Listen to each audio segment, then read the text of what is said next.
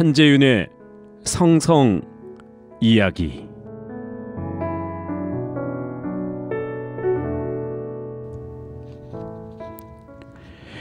맛있는 것은 많이 먹을수록 행복해지겠죠?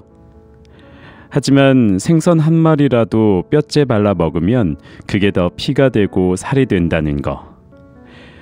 아는 게 힘이다. 독서량은 넘칠수록 자랑스럽겠죠? 하지만 한 권의 책이라도 첫 장부터 끝장까지 하나하나 마음에 담는다면 그게 남는다는 거. 따르는 이성이 많을수록 다다익선일까요? 아닙니다.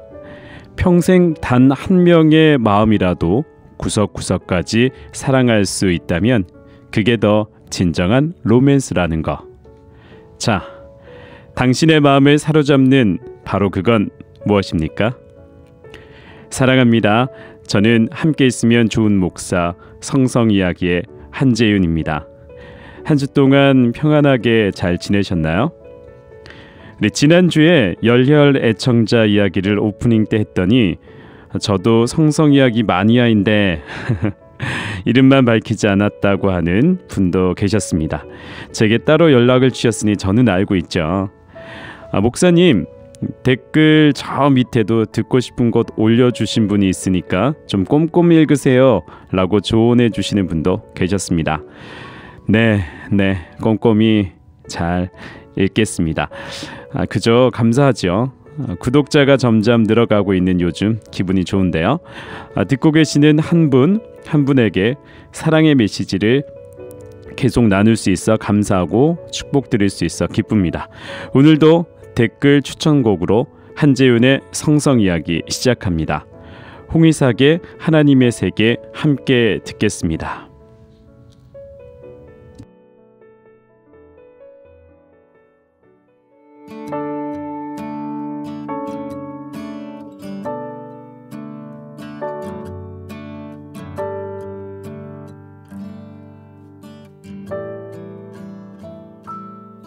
참 아름다운 곳이라 주님의 세계는 정말로 내가 나갔고 솔직할 수 있는 곳 조금이라도 내 의라 말할 수 없는 이곳은 바로 주님의 세계라.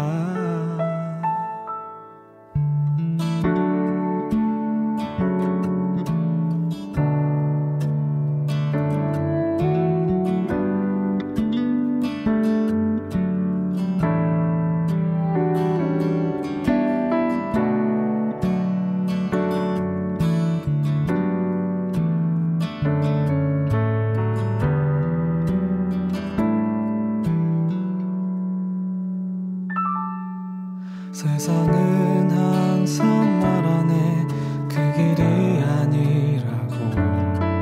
꼭 뛰고 온 길이 있는데 왜 힘들게 사냐고. 단순한 선택조차 내게 버겁기만 한 곳.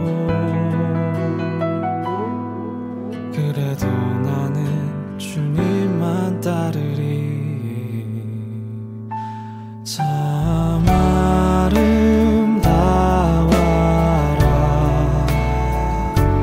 주님의 세계는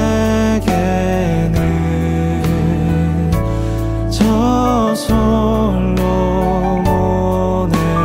옷보다 더 고운 백화.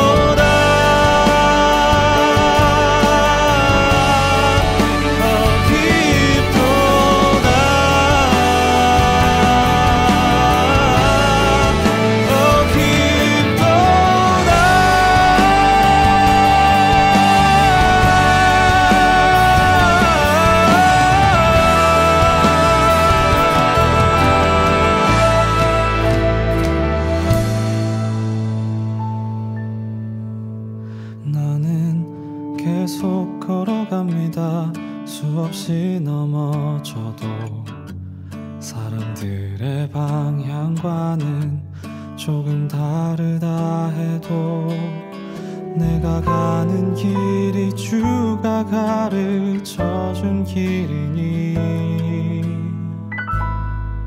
이곳은 바로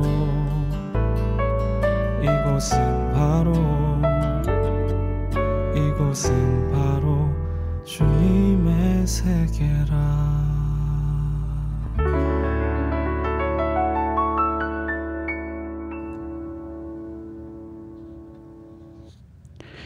여러분은 지금 CTS 라디오 조이 함께 있으면 좋은 목사 한재윤의 성성 이야기와 함께하고 있습니다. 우리 지난 시간에는 성성교육의 다양한 주제 중 나르시시즘과 동성애, 자위행위에 대해 알아봤는데요. 오늘은 성성교육의 다양한 주제들 중 데이트와 자유연애 사상은 어디서 비롯되었는지, 혼전 성관계와 동거문화를 어떻게 이해해야 하는가에 대해 알아볼까 합니다. 먼저 데이트와 자유연애 사상에 대해 알아볼까 하는데요. 데이트와 자유연애는 미국에서 유행하기 시작해 현재는 전 세계적인 풍습이 되었다고 할 수 있습니다. 젊은 사람이라면 이성에 관심을 갖고 만나 교제하고 싶은 것이 당연한 일일 텐데요. 결혼 전에 다른 이성과 최대한 많이 교제하는 것을 마치 진리인 것처럼 조언하기도 합니다. 자고로 남자든 여자든 많이 만나봐야 남자를 잘 알고 여자를 잘 알기 때문이라고 하는 말을 하기도 하는데요. 하지만 그게 성경적일까요? 우리는 데이트와 자유연애를 다시 한번 생각해 볼 필요가 있습니다. 데이트와 자유연애는 성경적으로 절대 옳지 않습니다. 남녀 사이의 접촉은 진정한 친밀함을 만들지 못합니다. 신체 접촉은 자칫 가짜 친밀함을 형성할 수 있답니다. 사람과 사람 사이의 진정한 친밀함은 대화와 의사소통을 발전시킴으로 이루어질 수 있는데요. 어떤 문제가 발생했을 때 대화와 의사소통으로 해결하지 않고 성관계로 해결하는 것이 바로 가짜 친밀함이라는 것입니다. 성경적 관점에서 볼 때도 데이트와 신체 접촉을 특별히 경계하고 있습니다. 우리 전통 사회에서도 남녀 칠세 부동석이라고 해서 남녀가 함께 있는 자리를 피하는 지혜를 가르쳤습니다. 여러분들은 어떠신가요? 남녀가 함께하는 자리가 많을 땐 다른 생각이 은연중에 들 수도 있습니다. 그런데 데이트라는 이름하에 자주 단둘이서 만나게 된다면 자연스럽게 손을 잡게 될 것이고, 손만 잡는 것이 아니라 어깨에 손을 얹게 되고 머리를 만지거나 팔짱을 끼게 되는 등 수위가 점점 높아지면서 이전의 설렘보다는 익숙함으로 서로의 몸에 집중할 수 있게 된다는 것입니다. 그래서 제가 조언하는 것은 데이트라는 말보다 코트십을 권장합니다. 코트십이란 가족과 가족이 만나는 것으로 부모가 허락한 사람과 교제하는 것을 뜻하는데요. 코트십을 통해 신앙인의 가족 간의 식사 초대 문화를 만들고 가족들과 함께 만나는 시간을 통해 서로를 알아가며 서로를 지켜주는 것이 중요하다는 것이죠. 또한 코트십에서는 절대 신체 접촉은 허락되지 않게 결혼 전까지 서로의 몸을 보호해주며 대화와 의사소통을 통해 서로를 더 깊이 알아갈 수 있게 될 거라 생각합니다. 우리 다음으로 알아볼 성성교육의 다양한 주제는 바로 혼전 성관계와 동거 문화인데요. 현대사회 성교육에서는 결혼 전의 성관계를 긍정적으로 보는 경향이 있습니다. 그래서 혼전 성관계를 자동차를 구매하기 전에 해보는 시험 운전으로 비유하기도 합니다. 말하자면 결혼하기 전에 속궁합을 알아봐야 한다는 식이라고 할 수 있는데요. 그런데 혼전 성관계가 자동차를 구매하는 행위와 비교할 수 있을까요? 다시 한번 생각해 봐야 할 것입니다. 저는 혼전 성관계는 평생토록 감정의 무거운 짐으로 남을 수 있기에 위험하다고 말씀드리고 싶어요. 특히 배우자가 아닌 타인과의 혼전 성관계는 결혼 후 부부가 성관계를 하는 가장 극적인 순간에 악영향을 미친다는 거예요. 부부의 성관계는 하나님과 연합해 생명을 창조하는 일일 텐데요. 이렇게 하나님이 함께하는 아주 거룩한 순간에 이전의 성관계 상대가 떠오르면 어떻겠습니까? 네, 생각만 해도 아찔하지 않을까요? 저는 사실 상상하고 싶지도 않습니다. 그런데 실제 제가 상담해본 젊은 부부들 케이스를 보면 부부가 관계를 할 때 가끔 결혼 전 만났던 사람이 떠오르기도 하고 전 여친, 남친이 비교되기도 한다는 것입니다. 가장 친밀함을 누릴 그 시간에 다른 사람과의 연합이 떠오른다면 하나님과의 생명 창조 사역이 이루어질까요? 요즘 유행하는 우리 동거 문화도 옳지 않다고 할 수 있는데요. 가정이라는 보금자리는 사랑을 안전하게 고백하는 자리입니다. 사실 사랑 고백은 결혼이라는 안전장치가 없을 경우 위험을 초래하는 일이라고 할 수 있는데요. 만약에 사랑 고백을 했을 때 안전장치가 없다면 사랑의 볼모가 될 수 있기 때문입니다. 동거는 사랑 고백의 안전장치가 절대 아니라는 점이에요. 동거는 감정의 문제가 생겼을 때 얼마든지 떠날 수 있기 때문이죠.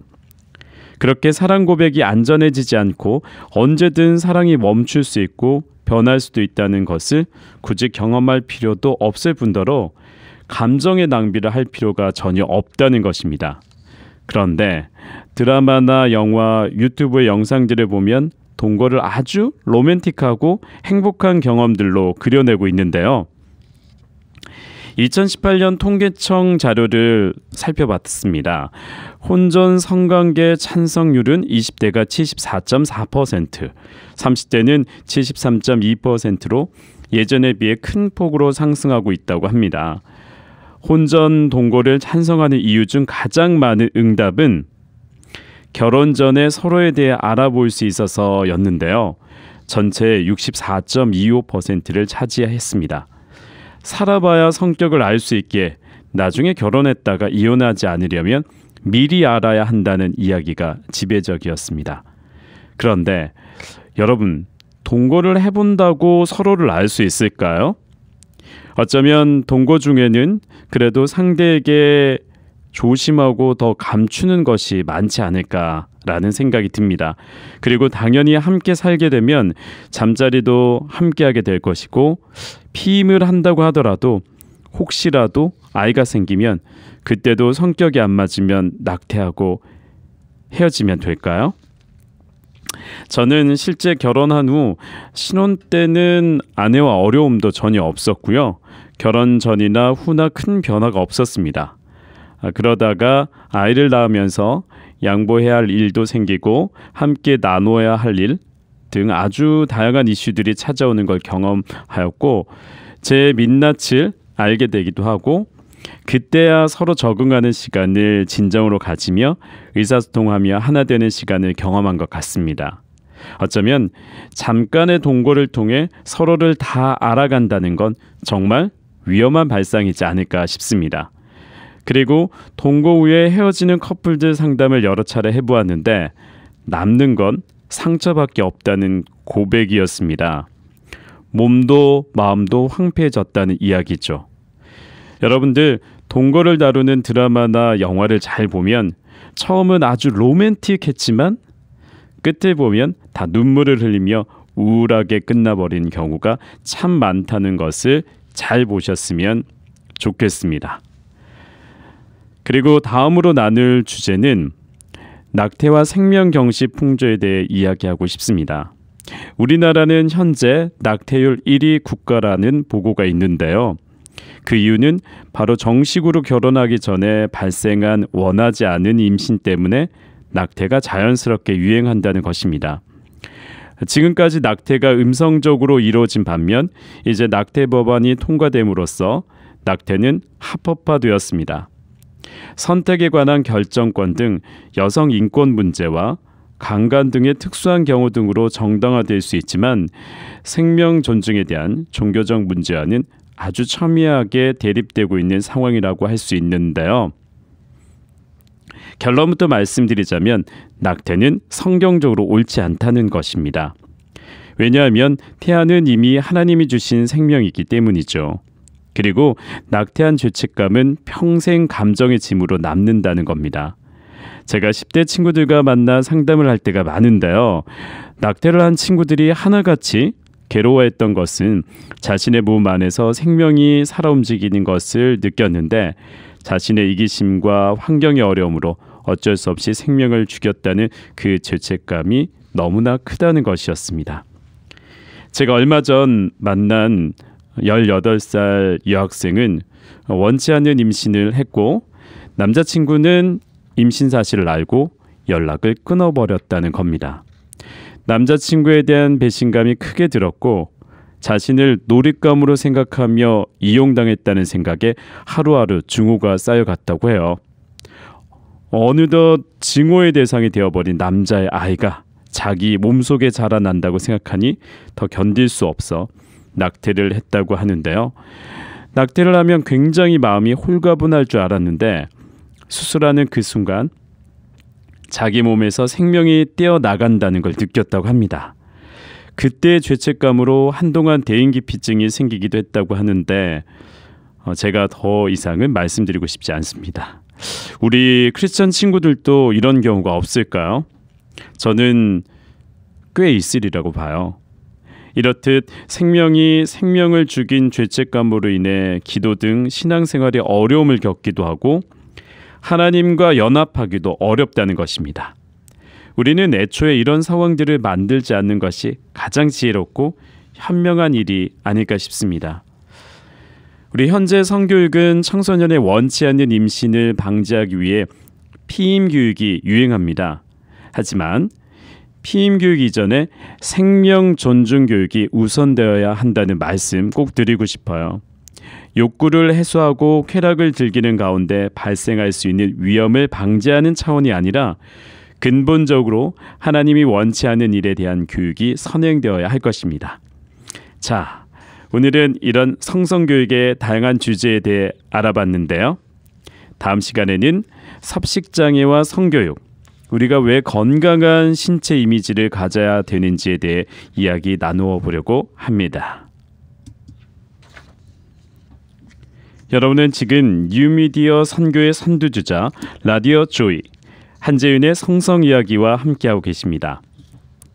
오늘도 두 번째 코너에서는 누군가를 사랑하는 마음, 그 깊고 아름다운 마음에 대해 여러분과 함께 묵상하는 시간을 갖도록 하겠습니다. 여러분, 앞서 제가 가벼운 예화를 하나 들어보겠습니다.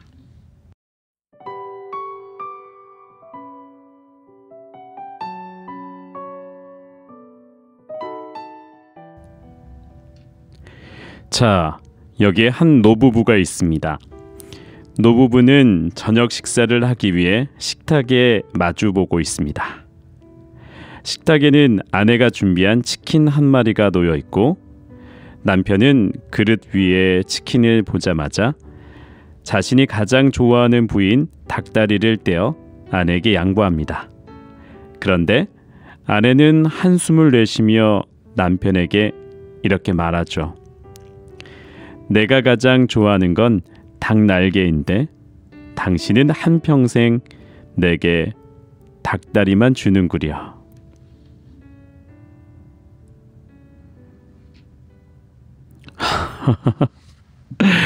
네, 이야기는 언뜻 농담처럼 들릴 수도 있지만요. 좀 씁쓸한데요. 가만 생각해보면 우리 사랑하는 연인이나 부부가 자주 범할 수 있는 오해와 실수를 날카롭게 풍자하는 듯도 합니다.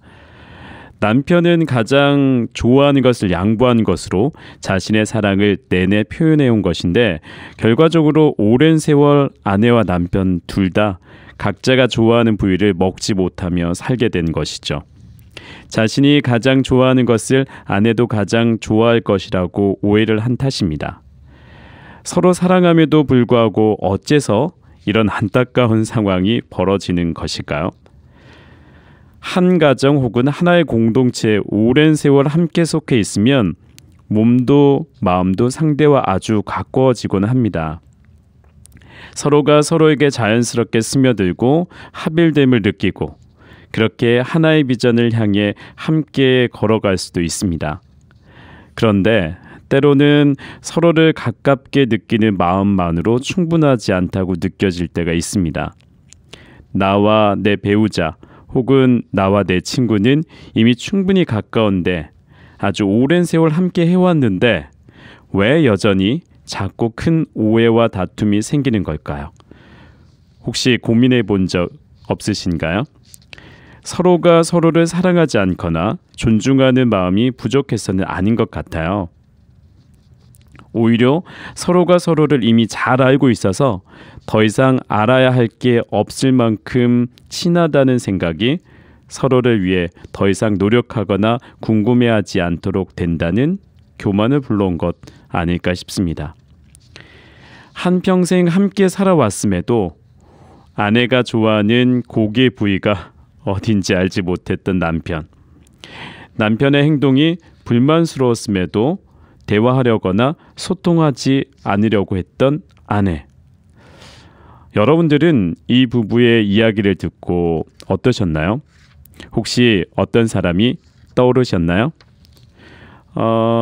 그때 나도 그랬는데 번뜩 머릿속을 스쳐 지나가는 에피소드가 있진 않으신가요? 오랜 시간 함께 했더라도 설령 나와 닮은 점이 아주 많은 사람일지라도 우리는 다른 성격과 취향, 선호도를 가지고 있는 각각의 고귀한 생명체라는 것을 잊지 않아야겠습니다. 서로가 서로의 다름을 받아들이고 서로를 인정하고 공감할 때 비로소 진정한 의미의 하나됨을 경험할 수 있는 것은 아닐까 이 시간 저는 생각해 봅니다.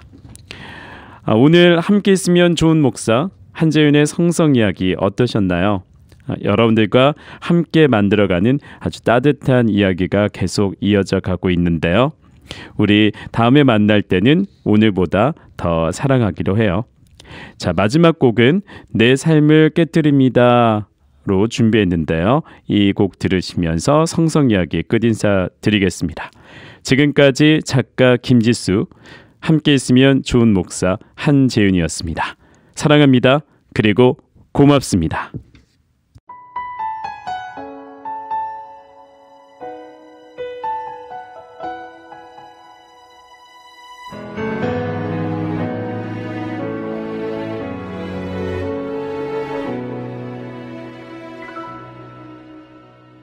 날 위해 십자가에서 깨뜨리신 사랑, 오늘도 그 사랑 안에 나 거합니다. 주님의 생명 내 안에 있고 주님의 사랑 날 강권하니 나 오늘도 주께 내 삶을 깨뜨립니다.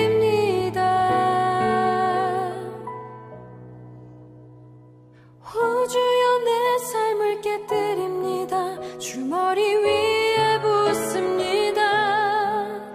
내 모든 삶과 생명을 주님 얻으소서.